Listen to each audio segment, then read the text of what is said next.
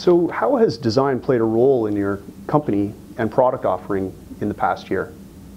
Well, I think that, fundamentally speaking, design is at the foundation of why we exist as a company. We rely on because our product is a business to consumer product. We rely on our ability to provide a better survey taking experience than our competitors do, and that really is our sustainable competitive advantages. Designing both an experience and a look and feel that is just better than existing survey methods, and for that reason it's extremely important to our ability to deliver value to our clients. What were your biggest fears regarding design in managing a young and inexperienced team? Did I do anything to help alleviate those fears? I can tell you, at the very start, design was probably our biggest concern. We had a very strong developer that we were working with from the start. He had very little design experience, very little design capabilities. And with my first startup, so this is the second startup that I worked on, with my very first one, design was an area where we were constantly having problems. We could find somebody who could put together pretty images, but as you and I both know, design is more than just the buttons look pretty, and that was a big struggle for us early on with the first startup, and even with MicroMetrics before we really got things rolling, before we had Tomasz on the team, and before we got some of your help, we really didn't know what the hell we were doing. I worked with Tomasz, your Chief Experience Officer, as a mentor this year. How did you see that relationship working out? Did you notice an impact to the program or Tomasz's ability to meet the daily design challenges here at a young startup? I thought it worked extremely well to our benefit. I think that, as I mentioned, or as we both mentioned previously, Tomasz, although he's an extremely intelligent young man, he didn't have a lot of experience. He's a young guy, much like the rest of the team.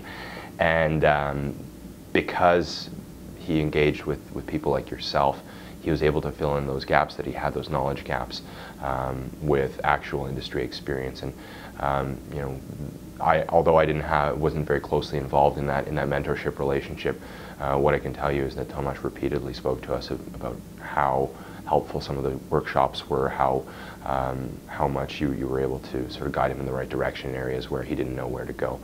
And those workshops, although I only sat in on 2 myself, right away I had a couple of aha moments that really helped drive home some things that weren't evident before.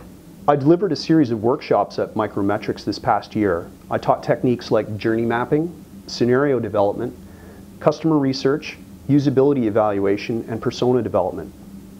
What impact did that training have on the business model, the design program itself, the product, and the team in the last year? What was the most impactful thing that you learned from one of these sessions? So as I alluded to in the last question, I think that although I didn't sit in on several of these workshops, the 2 that I did sit in on, which were sort of the early part where we were kind of figuring out, okay, is this the right advisor for us? Does this make sense? I had 2 distinct aha moments where right away I thought, holy crap, although I didn't see the value of this going into it, it really helped frame things in a way that made sense. And those 2 specific examples are, the first one was during the journey mapping process. We were sort of, in a very fuzzy way aware of the fact that we needed to have a 2-pronged sort of value offering. We need to provide value to our clients, large retailers, restaurant chains, that kind of thing. But in order to be able to do that, we need to first and foremost provide value to their customers. Because if we can't provide their customers with an amazing survey experience, then our product has 0 value. Excuse me, our product has 0 value to our clients. So I think that was a real realization that came through that journey mapping session, where we recognized just how important it was for us to focus on that value, not just the value to our clients, not just the reporting. The second part was during one of the persona workshops, the very first persona workshop we did, where we talked a little bit about what's important to store level managers versus, say, somebody at head office for one of our clients.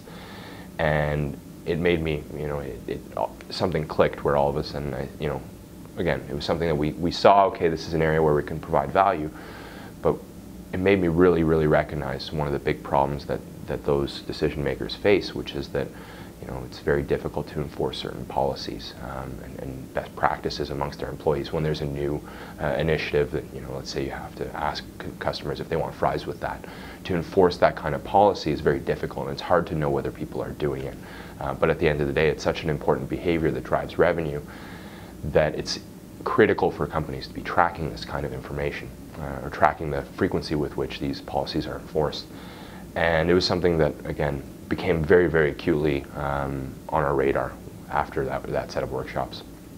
And I think that those two things, in addition to several other realizations that happened at workshops where I wasn't present, have really driven our product development, from start to finish. Making sure that we deliver on that value to our clients' customers, and making sure that we are building functionality that addresses specific problems that people face, not just that an industry faces, but the people within those industries, the people who are using our product on one end or on the other, that we're solving specific problems for each individual persona. How would you recommend other young companies use this workshop approach to improve their product offering? I would tell them to give it a try and to see for themselves the value it can bring. One of the mistakes I made with my very first startup was not seeking advice in areas where I didn't have any expertise. I thought, I can just figure it out. And although that's largely true, trial and error can work very well, it's good to have a guiding influence to push you in the right direction. And that's really what this provided for us. Going into our design process, as I mentioned before, we really didn't know what we were doing. And having that guiding influence from somebody who's been there, who's done that, who's an industry expert, has really allowed us to be focused in our product development and to allow it to be driven by customer needs.